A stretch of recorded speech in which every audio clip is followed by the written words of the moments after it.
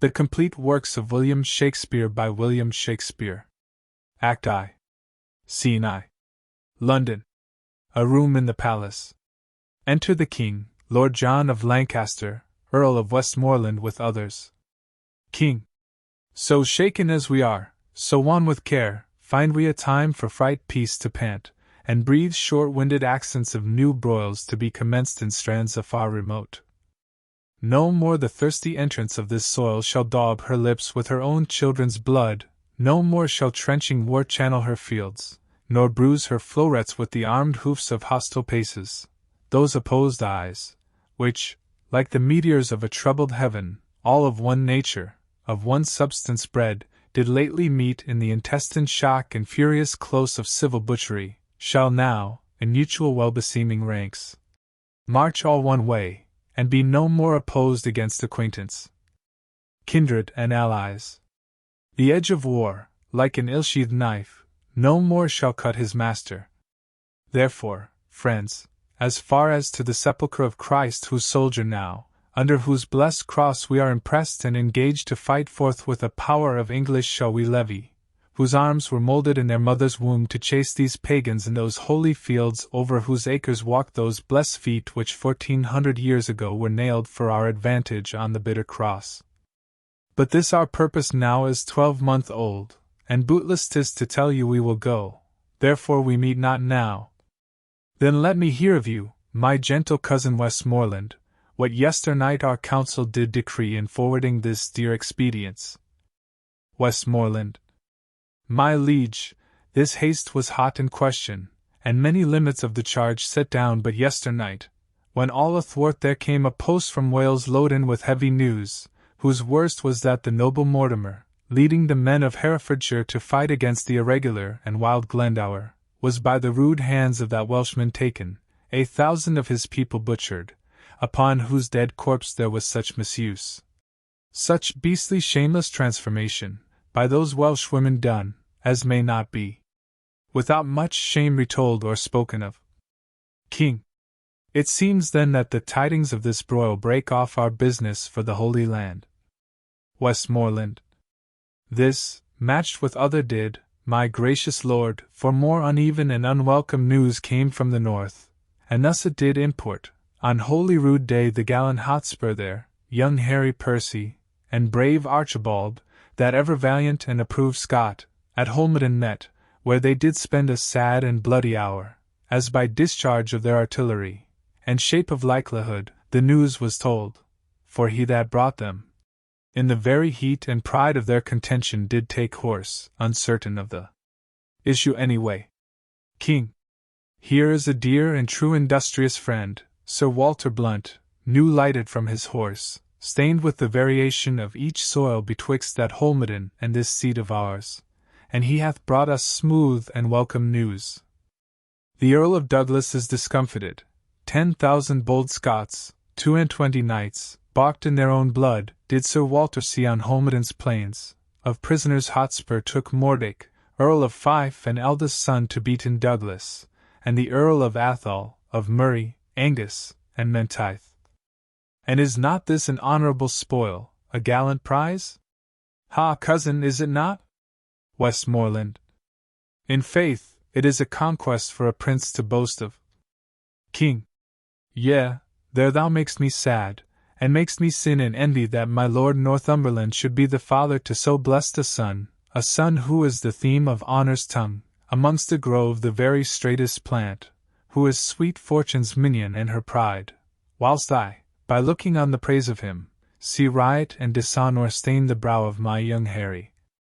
Oh, that it could be proved that some night-tripping fairy had exchanged in cradle clothes our children where they lay, and called mine Percy, his Plantagenet. Then would I have his Harry, and he mine, but let him from my thoughts. What think you, coz, of this young Percy's pride? The prisoners, which he in this adventure hath surprised to his own use he keeps, and sends me word I shall have none but Mordick, Earl of Fife. Westmoreland. This is his uncle's teaching, this is Worcester, malevolent to you in all aspects, which makes him prune himself, and bristle up the crest of youth against your dignity. King. But I have sent for him to answer this, and for this cause awhile we must neglect our holy purpose to Jerusalem. Cousin, on Wednesday next our council we will hold at Windsor, so inform the lords. But come yourself with speed to us again, for more is to be said and to be done than out of anger can be uttered. Westmoreland. I will, my liege. Exeunt. Scene 2. The same. An apartment of Prince Henry's. Enter Prince Henry and Sir John Falstaff. Falstaff. Now, Hal, what time of day is it, lad? Prince. Thou art so fat-witted, with drinking of old sack, and unbuttoning thee after supper, and sleeping upon benches after noon, that thou hast forgotten to d.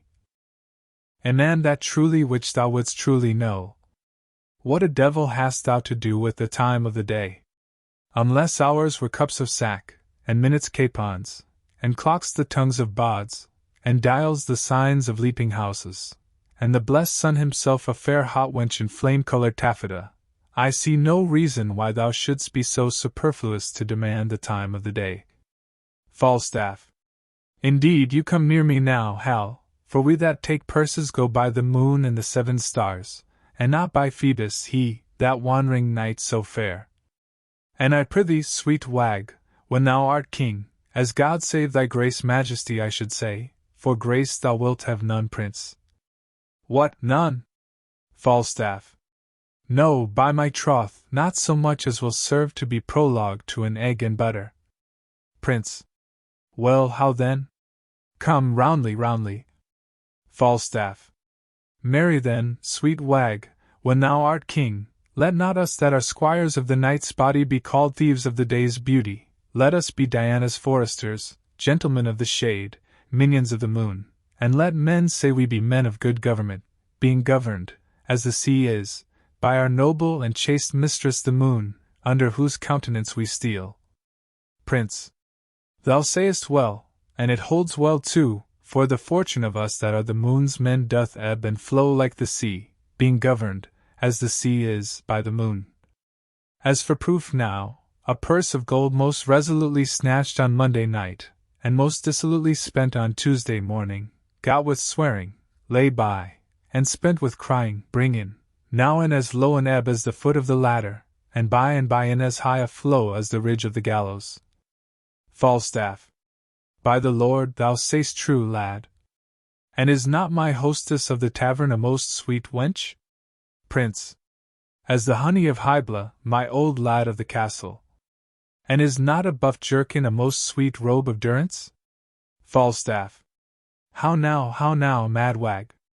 What, in thy quips and thy quiddities? What a plague have I to do with a buff jerkin? Prince. Why, what a pox have I to do with my hostess of the tavern? Falstaff. Well, thou hast called her to a reckoning many a time and oft. Prince. Did I ever call for thee to pay thy part? Falstaff. No, I'll give thee thy due, thou hast paid all there. Prince. Yea, and elsewhere, so far as my coin would stretch, and where it would not, I have used my credit. Falstaff. Yea, and so used it that were it not here apparent that thou art heir apparent, but I prithee, sweet wag, shall there be gallows standing in England when thou art king? And resolution thus fubbed as it is with the rusty curb of old Father Antic the law? Do not thou, when thou art king, hang a thief. Prince. No, thou shalt. Falstaff. Shall I? O rare! By the Lord, I'll be a brave judge. Prince. Thou judgest false already. I mean thou shalt have the hanging of the thieves, and so become a rare hangman. Falstaff. Well, Hal, well, and in some sort it jumps with my humor, as well as waiting in the court, I can tell you. Prince. For obtaining of suits? Falstaff. Yea, for obtaining of suits, whereof the hangman hath no lean wardrobe. 'Sblood, I am as melancholy as a gib cat or a lug bear. Prince. Or an old lion, or a lover's lute. Falstaff. Yea, or the drone of a Lincolnshire bagpipe. Prince. What sayest thou to a hare, or the melancholy of Moorditch? Falstaff. Thou hast the most unsavourous similes, and art indeed the most comparative, rascaliest sweet young prince. But, Hal, I prithee trouble me no more with vanity. I would to God thou and I knew where a commodity of good names were to be bought. An old lord of the council rated me the other day in the street about you, sir, but I marked him not, and yet he talked very wisely, but I regarded him not, and yet he talked wisely, and in the street too. Prince, thou didst well, for wisdom cries out in the streets and no man regards it. Falstaff. Oh, thou hast damnable iteration, and art indeed able to corrupt a saint. Thou hast done much harm upon me, Hal, God forgive thee for it. Before I knew thee, Hal, I knew nothing, and now am I, if a man should speak truly, little better than one of the wicked. I must give over this life, and I will give it over. By the Lord, and I do not, I am a villain. I'll be damned for never a king's son in Christendom. Prince. Where shall we take a purse tomorrow, Jack? Falstaff. Zounds, where thou wilt, lad, I'll make one. And I do not, call me villain and baffle me. Prince. I see a good amendment of life in thee, from praying to purse-taking. Falstaff. Why, Hal, 'tis my vocation, Hal, 'tis no sin for a man to labor in his vocation. Enter Poins. Poins. Now shall we know if Gadshill have set a match. Oh, if men were to be saved by merit, what hole in hell were hot enough for him? This is the most omnipotent villain that ever cried, "Stand!" to a true man. Prince. Good morrow, Ned. Poins. Good morrow, sweet Hal. What says Monsieur Remorse? What says Sir John Sack and Sugar?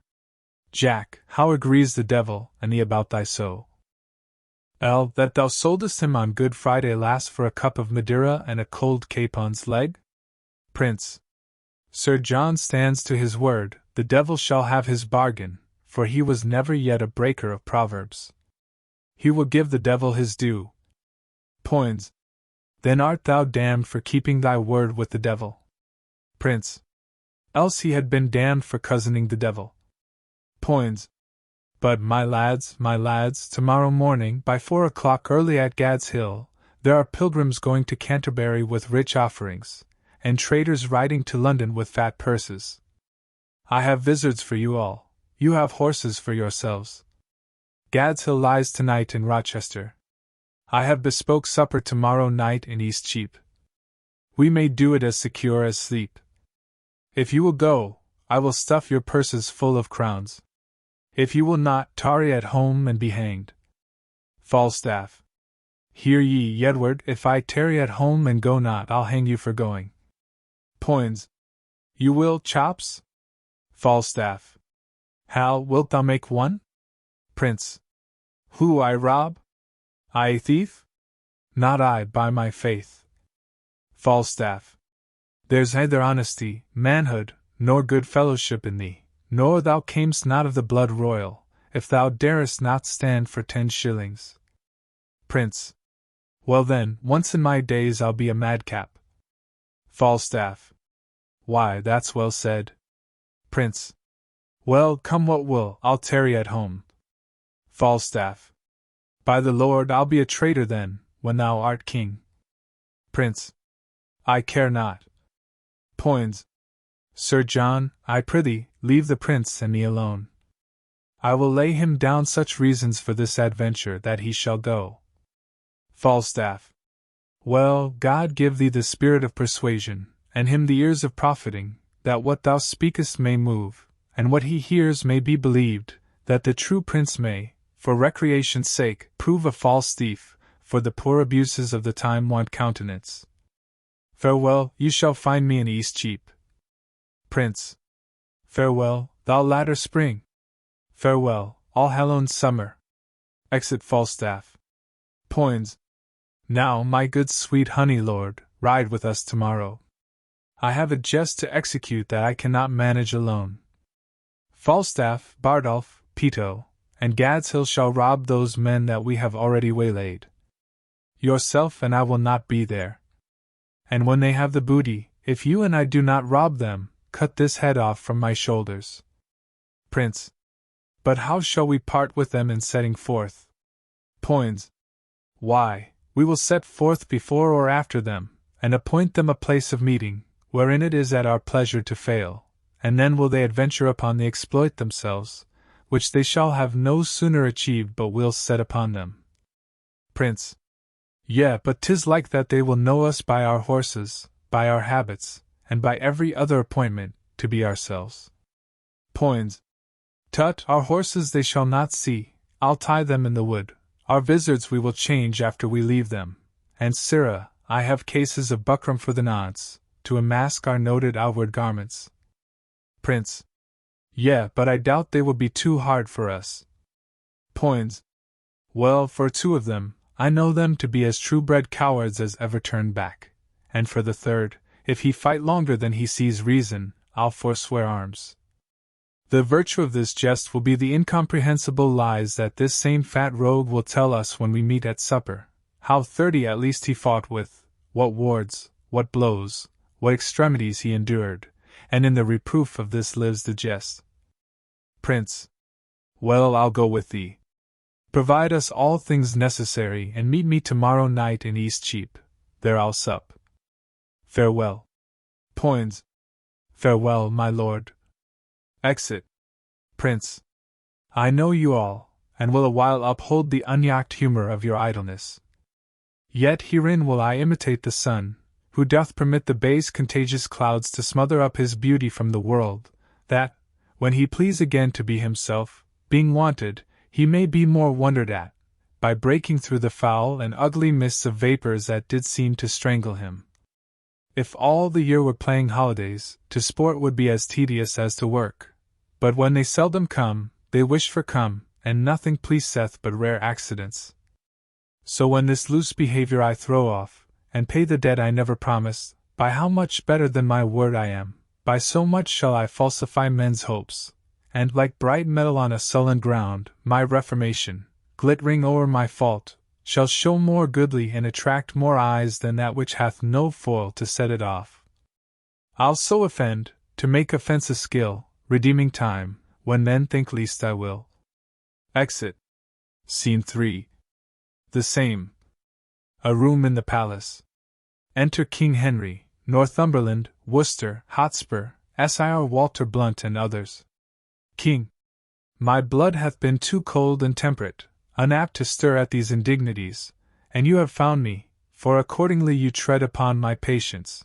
But be sure I will from henceforth rather be myself, mighty and to be feared, than my condition, which hath been smooth as oil, soft as young down, and therefore lost that title of respect which the proud soul ne'er pays but to the proud.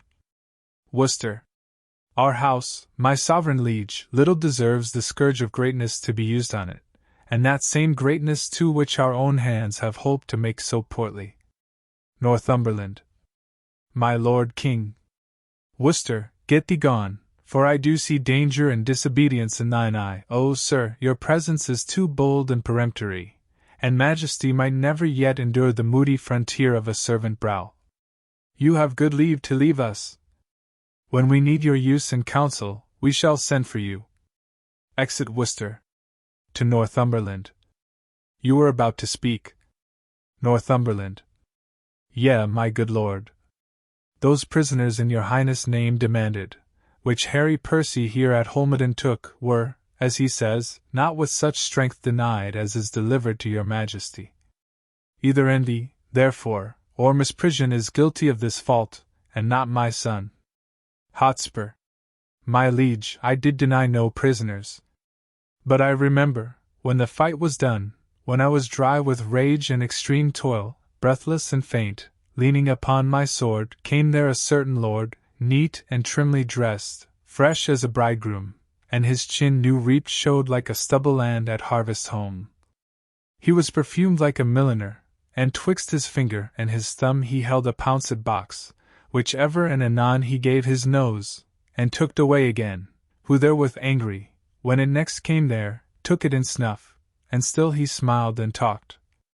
And as the soldiers bore dead bodies by, he called them untaught knaves, unmannerly, to bring a slovenly unhandsome course betwixt the wind and his nobility.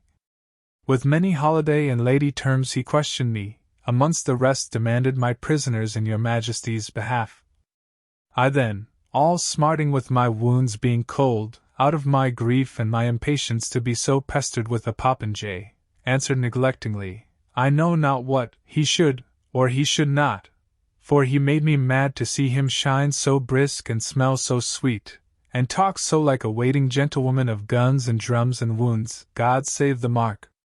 And telling me the sovereignest thing on earth was parmacetti for an inward bruise, and that it was great pity, so it was, this villainous saltpetre should be digged out of the bowels of the harmless earth, which many a good tall fellow had destroyed so cowardly, and but for these vile guns, he would himself have been a soldier. This bald unjointed chat of his, my lord, I answered indirectly, as I said, and I beseech you, let not his report come current for an accusation betwixt my love and your high majesty. Blunt. The circumstance considered, good my lord, whatever Harry Percy then had said to such a person, and in such a place, at such a time, with all the rest retold, may reasonably die, and never rise to do him wrong, or any way impeach what then he said, so he unsay it now. King. Why, yet he doth deny his prisoners, but with proviso and exception that we at our own charge shall ransom straight his brother-in-law, the foolish Mortimer, who, on my soul, hath wilfully betrayed the lives of those that he did lead to fight against that great magician, damned Glendower, whose daughter, as we hear, the Earl of March hath lately married. Shall our coffers then be empty to redeem a traitor home? Shall we buy treason and indent with fears when they have lost and forfeited themselves? No, on the barren mountains let him starve, for I shall never hold that man my friend whose tongue shall ask me for 1 penny cost to ransom home revolted Mortimer. Hotspur. Revolted Mortimer. He never did fall off, my sovereign liege, but by the chance of war. To prove that true needs no more but 1 tongue for all those wounds, those mouth wounds, which valiantly he took, when on the gentle Severn's sedgy bank, in single opposition hand to hand, he did confound the best part of an hour in changing hardiment with great Glendower. 3 times they breathed, and 3 times did they drink, upon agreement, of swift Severn's flood, who then, affrighted with their bloody looks, ran fearfully among the trembling reeds, and hid his crisp head in the hollow bank blood-stained with these valiant combatants. Never did bare and rotten policy colour her working with such deadly wounds, nor never could the noble Mortimer receive so many, and all willingly. Then let not him be slandered with revolt. King. Thou dost belie him, Percy, thou dost belie him, he never did encounter with Glendower. I tell thee, he durst as well have met the devil alone as Owen Glendower for an enemy. Art not ashamed? But, sirrah, henceforth let me not hear you speak of Mortimer. Send me your prisoners with the speediest means, or you shall hear in such a kind from me as will displease you. My Lord Northumberland, we license your departure with your son. Send us your prisoners, or you'll hear of it. Exit King Henry, Blunt and Train. Hotspur. And if the devil come and roar for them, I will not send them. I will after straight and telephone. Tell him so, for I will ease my heart, albeit I make a hazard of my head. Northumberland. What, drunk with choler? Stay, and pause awhile. Here comes your uncle. Enter Worcester. Hotspur. Speak of Mortimer? Zounds, I will speak of him, and let my soul want mercy if I do not join with him. Yea, on his part I'll empty all these veins, and shed my dear blood drop by drop in the dust, but I will lift the downtrodden Mortimer as high in the air as this unthankful king, as this ingrate and cankered Bolingbroke. Northumberland. To Worcester. Brother, the king hath made your nephew mad. Worcester. Who struck this heat up after I was gone? Hotspur. He will forsooth have all my prisoners, and when I urged the ransom once again of my wife's brother, then his cheek looked pale, and on my face he turned an eye of death, trembling even at the name of Mortimer. Worcester. I cannot blame him. Was not he proclaimed by Richard that dead is the next of blood? Northumberland. He was, I heard the proclamation. And then it was when the unhappy king whose wrongs in us God pardon, did set forth upon his Irish expedition, from whence he, intercepted, did return to be deposed, and shortly murdered. Worcester. And for whose death we in the world's wide mouth live scandalized and foully spoken of. Hotspur. But soft, I pray you, did King Richard then proclaim my brother Edmund Mortimer heir to the crown? Northumberland. He did, myself did hear it. Hotspur. Nay, then I cannot blame his cousin king, that wished him on the barren mountains starve. But shall it be that you that set the crown upon the head of this forgetful man, and for his sake wear the detested blot of murderous subornation, shall it be, that you a world of curses undergo, being the agents, or base second means, the cords, the ladder, or the hangman rather? Oh, pardon me, that I descend so low, to show the line and the predicament wherein you range under this subtle king. Shall it for shame be spoken in these days, or fill up chronicles in time to come, that men of your nobility and power did gauge them both in an unjust behalf, as both of you, God pardon it, have done, to put down Richard, that sweet lovely rose, and plant this thorn, this canker, Bolingbroke? And shall it in more shame be further spoken, that you are fooled, discarded, and shook off by him for whom these shames ye underwent? No, yet time serves wherein you may redeem your banished honors, and restore yourselves into the good thoughts of the world again, revenge the jeering and disdained contempt of this proud king, who studies day and night to answer all the debt he owes to you even with the bloody payment of your deaths. Therefore I say, Worcester. Peace, cousin, say no more. And now I will unclasp a secret book, and to your quick conceiving discontents I'll read you matter deep and dangerous, as full of peril and adventurous spirit as to o'erwalk a current roaring loud on the unsteadfast footing of a spear. Hotspur. If we fall in, good night, or sink or swim. Send danger from the east unto the west, so honor cross it from the north to south, and let them grapple. Oh, the blood more stirs to rouse a lion than to start a hare. Northumberland. Imagination of some great exploit drives him beyond the bounds of patience. Hotspur. By heaven, methinks it were an easy leap to pluck bright honor from the pale-faced moon, or dive into the bottom of the deep, where fathom line could never touch the ground, and pluck up drowned honor by the locks, so he that doth redeem her thence might wear without co-rival all her dignities. But out upon this half-faced fellowship. Worcester. He apprehends a world of figures here, but not the form of what he should attend. Good cousin, give me audience for a while. Hotspur. I cry you mercy. Worcester. Those same noble Scots that are your prisoners, Hotspur. I'll keep them all, by God, he shall not have a Scot of them, no, if a Scot would save his soul, he shall not. I'll keep them, by this hand. Worcester. You start away, and lend no ear unto my purposes, those prisoners you shall keep, Hotspur. Nay, I will, that's flat. He said he would not ransom Mortimer, forbade my tongue to speak of Mortimer, but I will find him when he lies asleep, and in his ear I'll holla, Mortimer! Nay, I'll have a starling shall be taught to speak nothing but Mortimer, and give it him, to keep his anger still in motion. Worcester. Hear you, cousin, a word. Hotspur. All studies here I solemnly defy, save how to gall and pinch this Bolingbroke, and that same sword and buckler Prince of Wales, but that I think his father loves him not, and would be glad he met with some mischance I would have him poisoned with a pot of ale. Worcester. Farewell, kinsman. I will talk to you when you are better tempered to attend. Northumberland. Why, what a wasp-stung and impatient fool art thou to break into this woman's mood, tying thine ear to no tongue but thine own. Hotspur. Why, look you, I am wood and scourge. Ed with rods, nettled, and stung with pismires, when I hear of this vile politician, Bolingbroke. In Richard's time what do you call the place? A plague upon't. It is in Gloucestershire. 'Twas where the madcap Duke his uncle kept, his Uncle York, where I first bowed my knee unto this king of smiles, this Bolingbroke's blood, when you and he came back from Ravensburg. Northumberland. At Berkeley Castle.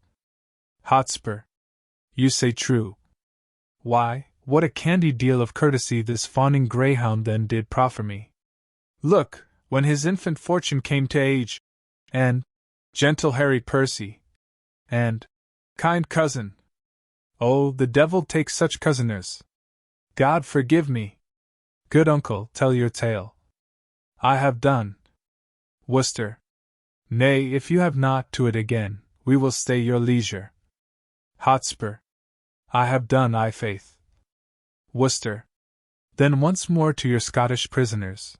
Deliver them up without their ransom straight, and make the Douglas son your only mean for powers in Scotland, which, for divers reasons which I shall send you written, be assured will easily be granted. To Northumberland. You, my lord, your son in Scotland being thus employed, shall secretly into the bosom creep of that same noble prelate well beloved, the Archbishop. Hotspur. Of York, is it not? Worcester. True, who bears hard his brother's death at Bristol, the Lord Scroop. I speak not this in estimation, as what I think might be, but what I know is ruminated, plotted, and set down, and only stays but to behold the face of that occasion that shall bring it on. Hotspur. I smell it. Upon my life it will do well. Northumberland. Before the game is afoot thou still let's slip. Hotspur. Why, it cannot choose but be a noble plot, and then the power of Scotland and of York to join with Mortimer, ha? Worcester. And so they shall. Hotspur. In faith, it is exceedingly well aimed. Worcester. And 'tis no little reason bids us speed, to save our heads by raising of a head, for, bear ourselves as even as we can, the king will always think him in our debt, and think we think ourselves unsatisfied, till he hath found a time to pay us home, and see already how he doth begin to make us strangers to his looks of love. Hotspur. He does, we'll be revenged on him. Worcester. Cousin, farewell. No further go in this than I by letters shall direct your course. When time is ripe, which will be suddenly, I'll steal to Glendower and Lord Mortimer, where you and Douglas, and our powers at once, as I will fashion it, shall happily meet, to bear our fortunes in our own strong arms, which now we hold at much uncertainty. Northumberland. Farewell, good brother, we shall thrive, I trust. Hotspur.